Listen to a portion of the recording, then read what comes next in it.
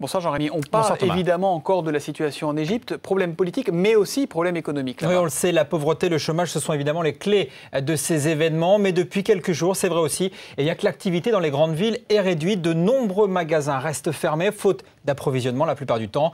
Conséquence pour la population, des prix en hausse et une nourriture qui commence à manquer dans certains quartiers.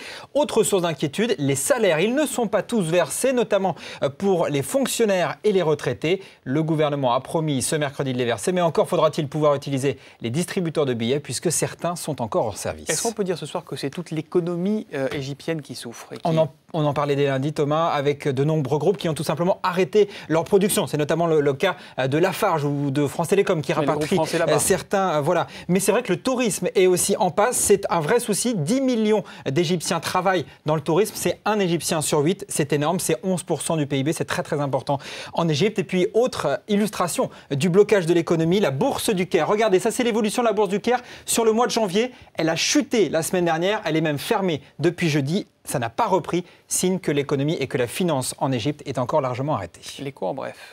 La Constitution peut-elle éviter les déficits? Oui, si l'on croit le gouvernement, il souhaite que la maîtrise des déficits soit inscrite dans la Constitution. Un projet de loi sera présenté dans les prochaines semaines. On ignore les objectifs chiffrés ni les contraintes qui pourraient être appliquées en cas de déficit excessif. Plus de 5 milliards d'euros, voilà la somme que Renault compte investir dans ses usines d'ici à 2013. Objectif, recentrer ses usines d'Europe sur le moyen et le haut de gamme. 40% de ces investissements devraient concerner la France. Et puis l'iPad pourra-t-il sauver la presse? En tout cas, le milliardaire Rupert Murdoch vient de lancer aujourd'hui The Daily, un quotidien conçu à 100% pour la tablette d'Apple. Pour moins d'$1 par semaine, les lecteurs américains pourront avoir du texte, de la photo, des vidéos. Un test évidemment pour toute l'industrie de la presse. On a vu que ça allait pas fort à la Bourse du Caire. Comment ça va la Bourse de Paris? La Bourse de Paris qui se remet un petit peu ses émotions d'hier où ça avait bien performé.